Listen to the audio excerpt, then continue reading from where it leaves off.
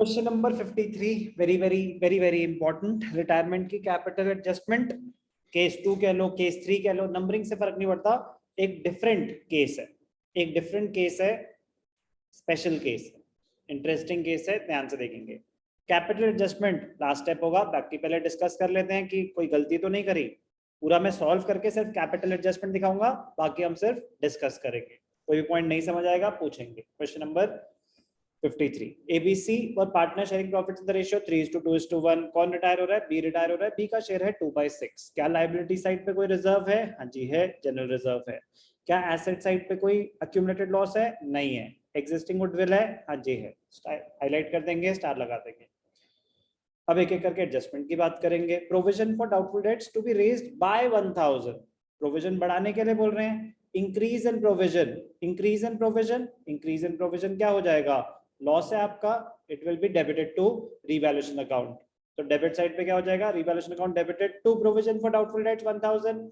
और balance sheet में पहले से प्रोविजन 3000 था, 3 + 1 4 हो जाएगा। प्रोविजन फॉर डाउटफुल डेट्स की ट्रीटमेंट में कोई doubt? Second, stock to be reduced by 10% and furniture by 5%. stock by 10% reduce करना है 1800। Revaluation account debited to stock 1800, 1800 से कम कर दो। और कौन आया? शाश्वता आई। क्या करने आई पता नहीं। रिवैल्यूएशन अकाउंट डेबिटेड टू क्या? स्टॉक 1800 रिवैल्यूएशन में डेबिट कर देंगे। और बैलेंस शीट में एसेट साइड स्टॉक 16200 दिखा देंगे। रिवैल्यूएशन में डेबिट 1800 और stock 16200। Furniture depreciated by 5%, 5 3 15, 1500 depreciation. Revaluation account debited 1500, balance sheet में 1500 माइनस करके 28500। एडजस्टमेंट नंबर 2, कोई भी डाउट? स्टॉक डेप्रिशिएट हुआ था, डेबिटेड। फर्नीचर डेप्रिशिएट हुआ था, debited. There is an outstanding claim for damages 1100 is to be provided for। कोई ऐसा प्रोविजन तो है नहीं, कोई रिजर्व तो है नहीं। अनरिकॉर्डेड लायबिलिटी, एक लायबिलिटी एग्जिस्ट करती है, आपने दिखा नहीं रखी।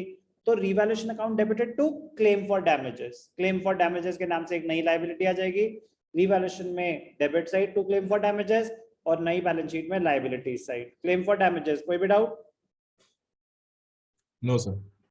D, creditors will be written back by 6000। written back का मतलब सर एड बैक कर दो, क्रेडिटर्स बढ़ा दो। नो, रिटर्न बैक मतलब रिड्यूस्ड। बी केयरफुल, लैंग्वेज थोड़ी सी मिसलीडिंग है, बट क्रेडिटर्स के टर्म में अगर रिटर्न बैक मतलब क्रेडिटर्स कम करने के लिए बोल रहे हैं। कोई भी चीज राइट बैक करनी है तो उसको रिड्यूस करना बोलते हैं। तो क्रेडिटर्स कम हो रहे हैं, प्रॉफिट है। रिवैल्यूएशन में क्रेडिट साइड आ जाएगा बाय क्रेडिटर्स, और बैलेंस शीट में क्रेडिटर्स 6000 से कम करके 24000 पे दिखा देंगे। पहली चार एडजस्टमेंट में कोई doubt?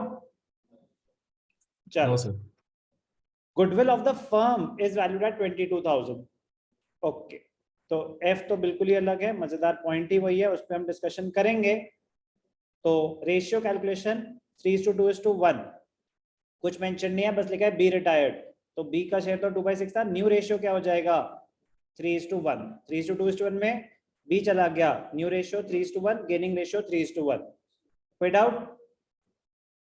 Goodwill, goodwill of the firm is 22000। अगर फर्म की गुडविल 22000 है, बी का शेयर क्या है? 2/6 मतलब 1/3, तो उसका शेयर क्या है? 7333। कौन देगा? ए और सी देंगे। किस रेशियो में देंगे? Gaining ratio 3:1। 3:1। ए क्या देगा?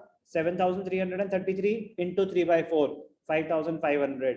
सी क्या देगा? 7333 into 1/4, 1833।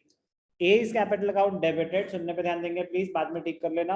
A is capital account debited, C is capital account debited to B is capital account. Goodwill की जर्नल एंट्री और कैलकुलेशन में कोई doubt? No sir. No sir. Presentation wise capital में क्रेडिट साइड पे क्योंकि बी को मिल रही है, तो by A is capital 55, by C is capital 1833, और debit side A debited, C debited. Treatment of goodwill में ध्यान रखेंगे, क्या कोई एग्जिस्टिंग गुडविल है? हाँ जी, एग्जिस्टिंग गुडविल है। 10,000 एग्जिस्टिंग गुडविल है। ओल्ड रेशियो में राइट ऑफ हो जाएगा। ओल्ड रेशियो क्या था? 3:2:1। तो जब राइट ऑफ होगा तो क्या हो जाएगा?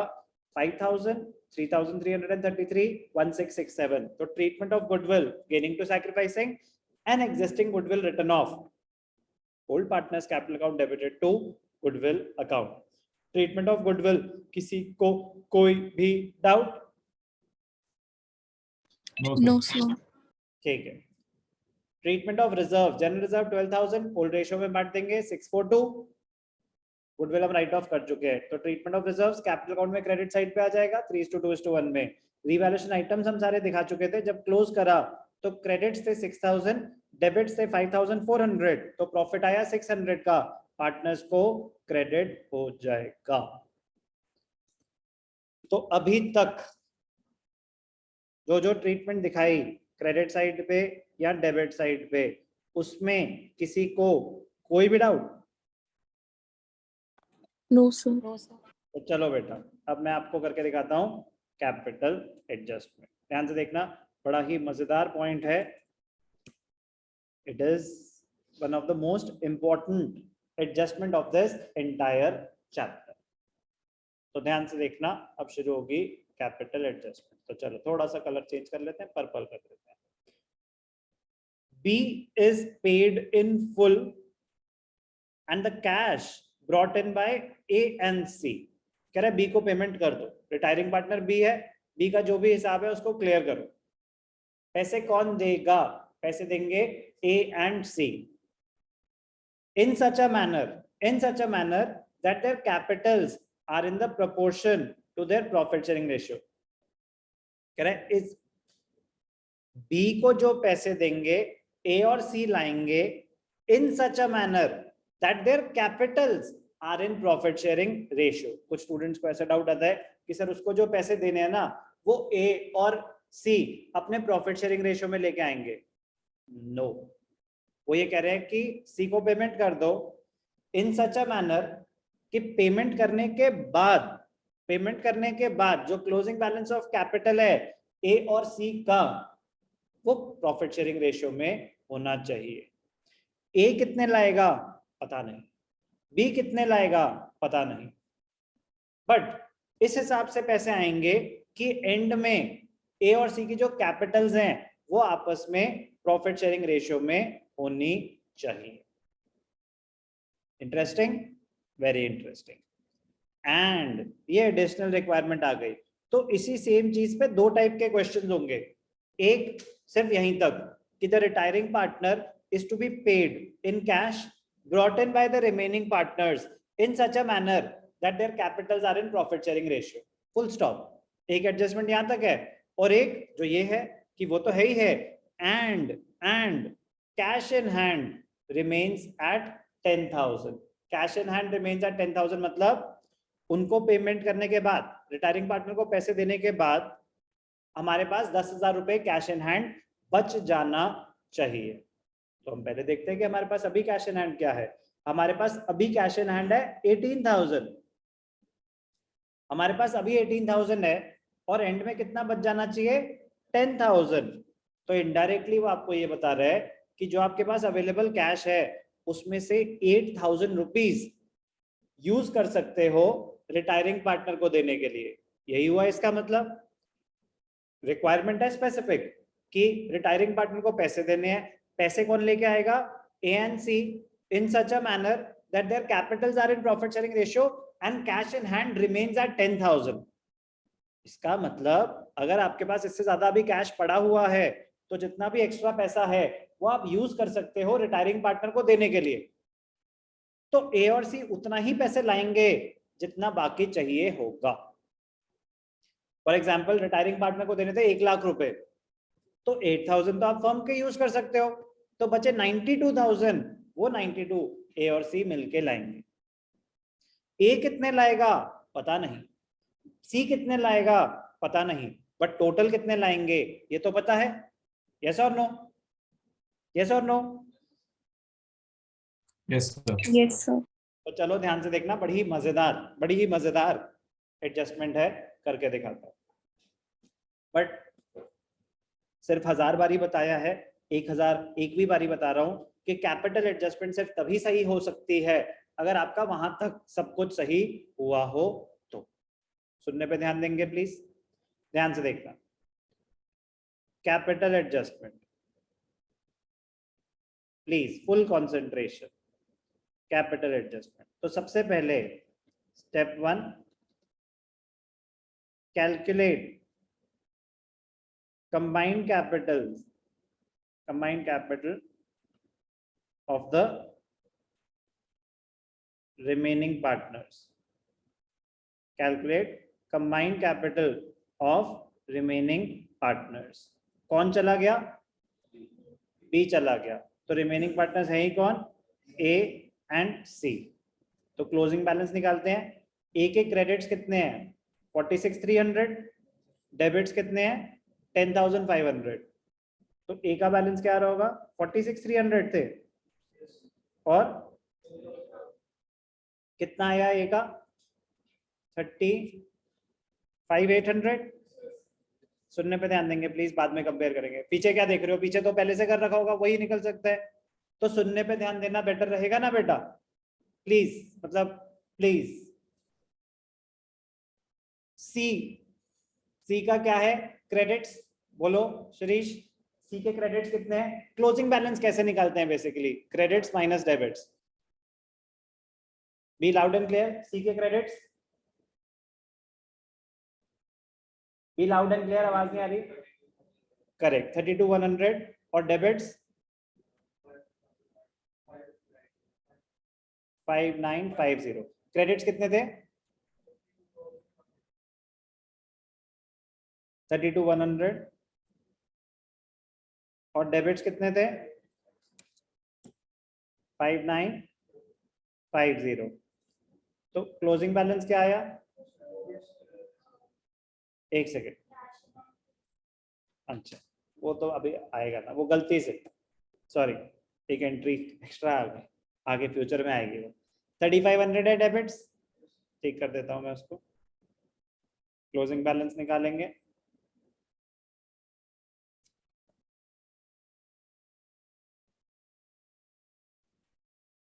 कितने डेबिट्स? 3,500। तो क्लोजिंग बैलेंस क्या आ गया? 28,600। यहां तक किसी को कोई भी डाउट? यहां तक आप अपने आप पहुंच गए थे? ठीक है। कह रहे बी तो चला गया, बी के तो पैसे आप दे देंगे, तो उसकी कैपिटल तो रहेगी नहीं, ए और सी बचेंगे। तो ए और सी की कंबाइंड कैपिटल है कितनी? 58, 63, 64, 400। यस और नो? अब ध्यान से देखना, मोस्ट इंपॉर्टेंट पॉइंट, ये तो सिर्फ क्वेश्चन को अभी जो आपने जहां तक कर रहा था उसको कॉपी करा है। ए और सी, ए कितने पैसे लेके आएगा? ए कितने पैसे लेके आएगा? लायक सबके सब। बी रिटायर हो रहा है, बी रिटायर हो रहा है। The retiring partner is to be paid in cash by introduced by A and C in such a manner that their capitals are in profit sharing ratio and there remains a cash balance of 10,000. I repeat my question. A कितने पैसे लाएगा? A कितने पैसे लाएगा? A कितने पैसे लाएगा? A कितने पैसे लाएगा? पृथ्वी, अन्वेषा, एनीवन? A कितने पैसे लाएगा? पता नहीं। A कितने पैसे लाएगा? पता नहीं। बी, सी कितने पैसे लाएगा? पता नहीं। ये बात मैंने आपको बताई थी। ए कितने पैसे लाएगा? पता नहीं। सी कितने पैसे लाएगा? पता नहीं। बट वो टोटल कितने पैसे लाएंगे ये तो पता है। Yes sir. तो जितने भी पैसे लाएंगे उतने से कैपिटल बढ़ जाएगी या कम हो जाएगी? बढ़ जाएगी। बढ़ जाएगी। तो ध्यान से देखना,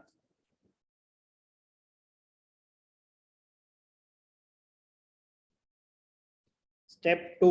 आप ये स्टेप 1 स्टेप 2 तो मैं आपके अंडरस्टैंडिंग के लिए कर रहा हूं, आप उस ऑर्डर में क्वेश्चन कर रहे होते हैं कि पहले कंबाइंड कैपिटल निकालेंगे।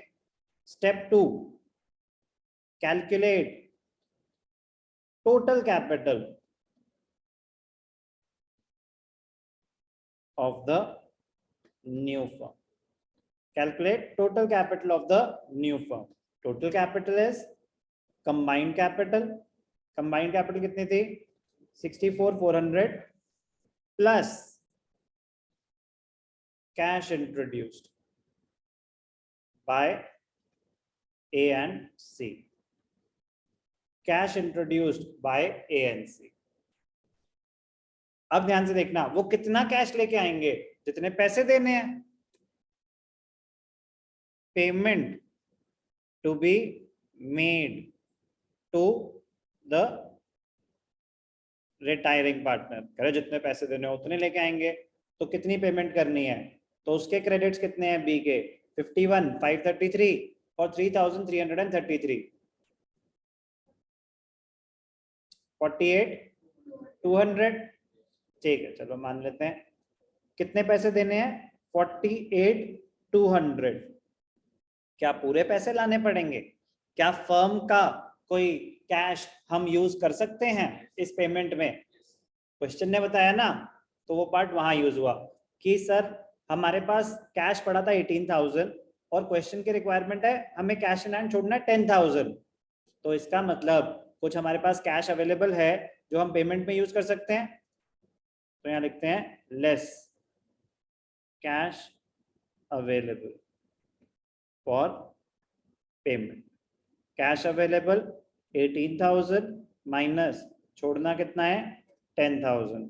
इसका मतलब 8,000 आप पुराने यूज कर सकते हो, तो कितने पैसे लाने पड़ेंगे, 40,200।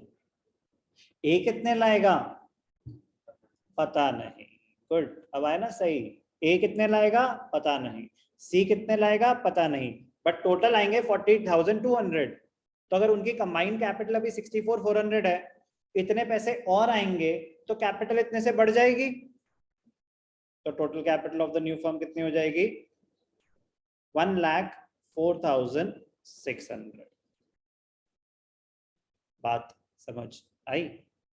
अब एडजस्टमेंट 1 हो गई है कि टोटल, यहां तक कोई डाउट? सर आपने ऐड क्यों करा है समझ नहीं आया, 64,400 और 40,200 को। हम कैलकुलेट कर रहे हैं what is the total capital of the new firm. तो ए और सी की अभी तक क्लोजिंग कैपिटल आ रही है 64,400 कंबाइंड कैपिटल, ये कोई डाउट? No sir. तो ए और सी की कंबाइंड कैपिटल है 64,400। कह रहे what will be the total capital of the new firm. आपकी जो भी कैपिटल है, आप 5 रुपए भी लाओगे तो कैश टू कैपिटल, कैपिटल उतने से बढ़ जाएगी। जितने पैसे भी आएंगे उतने से कैपिटल ऑफ द फर्म बढ़ जाएगी। Yes sir. तो हमने कैलकुलेट करा कितने पैसे आने हैं, पैसे आने हैं 40,200। अगर आपकी अभी कैपिटल है 64,400 और आपको 40,200 रुपीज और लाने हैं, तो at the end of the period आपकी टोटल कैपिटल कितनी हो जाएगी at the end of the transaction? Total capital 1,04,600। बात समझ आई? सर लेकिन जो पेमेंट हमने रिटायरिंग पार्टनर को करी है तो वो तो माइनस होनी चाहिए ना कैपिटल में से। जस्ट पॉइंट आया कि सर हमने उसको पैसे भी तो दिए, उसकी तो कैपिटल मैंने कंसिडर ही नहीं करी, उसकी तो कैपिटल मैंने कंसिडर ही नहीं करी। क्या मैंने ए प्लस बी प्लस सी टोटल ली या सिर्फ ए और सी की ही कैपिटल ली? ए और सी की। बी की तो मैंने कैपिटल कंसिडर ही नहीं करी कि भाई इसको तो पैसे देने ही है, इसको तो भूल जाओ।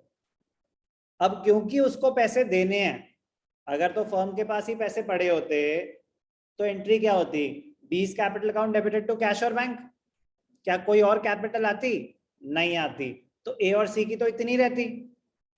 लेकिन उन्होंने बोला the retiring partner is to be paid in such paid by A and C, ठीक है ना, paid by A and C मतलब ए और सी पैसे लेके आएंगे, तो वो जितने भी पैसे लेके आएंगे उतने से उनकी कैपिटल बढ़ जाएगी। तो वो पैसे लेके आए, कितने लेके आए 40,200। तो डाउट आया कि सर ठीक है वो पैसे लेके आए, मान लिया उनकी कैपिटल इतने से बढ़ गई, बट हमने पैसे भी तो दिए सी को, बी को तो पेमेंट हुई, तो कैपिटल कम क्यों नहीं होगी? बी की पेमेंट की एंट्री क्या होती है, बीस कैपिटल टू कैश और बैंक, खत्म। क्या उससे ए की कैपिटल का कोई लेना देना? क्या उसके सी का कैपिटल को कोई वो आपके कैश बैलेंस को खत्म करेगी, दूसरों के कैपिटल को थोड़ी ना खत्म कर देगी। ए के पहले थे 35,800, सी के थे 28,600, इन दोनों की कंबाइंड कैपिटल थी 64,400। इसके बाद ये जितना भी पैसा लेके आएंगे उतने से उनकी कैपिटल बढ़ जाएगी। तो हमने कैलकुलेट करा कि वो कितना पैसा लेके आएंगे, वो पैसे लेके आएंगे 40,200। तो टोटल कैपिटल क्या हो गई 1,04,600। तो अब हम स्टेप 1 पे पहुंच गए। स्टेप 1 मतलब केस 1 ऑफ कैपिटल एडजस्टमेंट कि अगर टोटल कैपिटल 1,04,600 है। Step 3 calculate share of capital of each partner as per the new profit sharing ratio। तो 1,04,600 है, दो पार्टनर्स हैं। कौन है दो पार्टनर्स? ए और सी। और इनका रेशियो क्या है? 3:1। ए का 3/4, सी का 1/4। तो क्या हो जाएगा 1,04,600 इंटू 3/4। ए की कैपिटल होनी चाहिए 78,450 और सी की होनी चाहिए 26,150। कोई भी डाउट? अब ये होनी चाहिए, फिर कंपेयर कर लेंगे। ये हो गए रिक्वायर्ड कैपिटल। हमें देखनी है एग्जिस्टिंग कैपिटल, वो भी हमने कैलकुलेट कर रखी है, किसके कितने पैसे हैं वो लेके आ जाएगा। तो जो रिक्वायर्ड कैपिटल है यहाँ पे लिखेंगे लास्ट में to balance carried down. End में ये होता है ए की कितनी होनी चाहिए 78,450, सी की कितनी होनी चाहिए 26,150। चलो ये भी मैं आपको वर्किंग में करके दिखा देता हूँ, कहीं बाद में कुछ अलग ही टेंशन में आ जाओ। ऑल्दो ये वही स्टेप है जो अभी तक आप करते आए हैं। तो क्या हो रहा है लास्ट में? कैलकुलेशन ऑफ सरप्लस और डेफिसिट।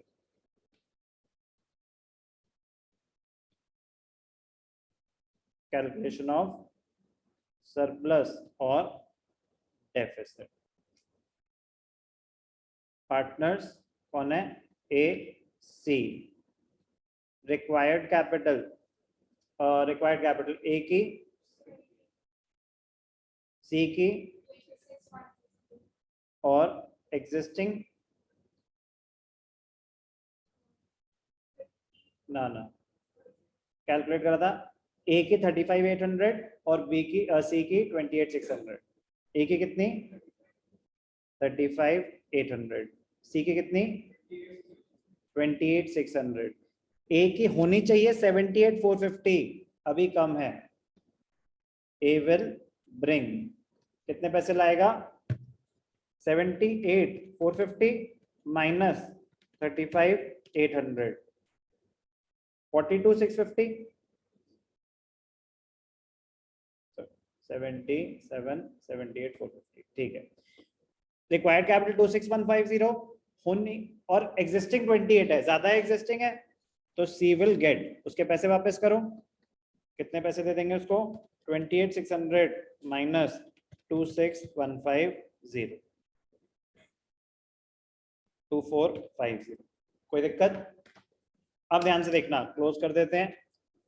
ए विल ब्रिंग तो पैसे लाएगा, तो पैसे ला रहा है, कैश में हो रहा है सब कुछ, तो यहाँ पे क्या आ जाएगा by cash. A will bring कितना था 42,650 42,650।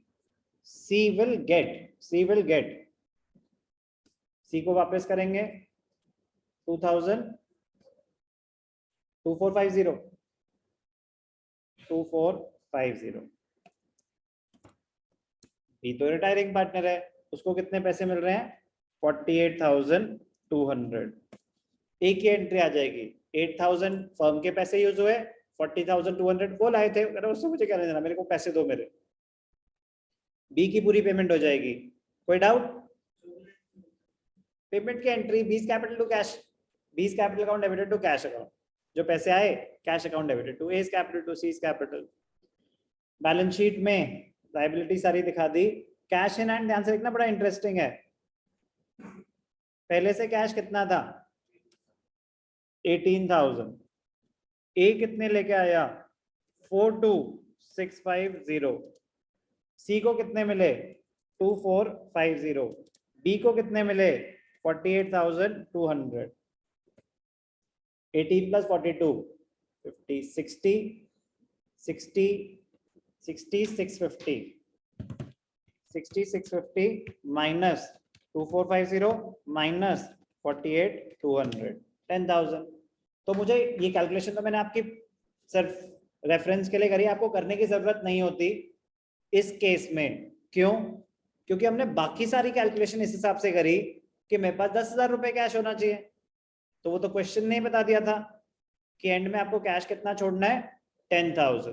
तो बाकी सारी कैलकुलेशन ही इस हिसाब से हुई थी कि कितने वो लेके आए, कितने हमने उसको दिए, कितना हमने पुराना यूज करा, वो तो आपस में सेट ऑफ हो गया, एंड में 10,000 रुपए बचने चाहिए थे। ये फिक्स 10,000 ही है, ये आपकी वर्किंग रेफरेंस के लिए है कि हमने कोई गलती तो नहीं करी कि 10,000 आ रहा है कि नहीं आ रहा। और एक बार समझ आ जाए तो आपको ये वर्किंग दिखाने की जरूरत नहीं होती। कैश अकाउंट बनाने को तो कभी भी आ सकता है question, one of the most important है, बट मुश्किल नहीं है।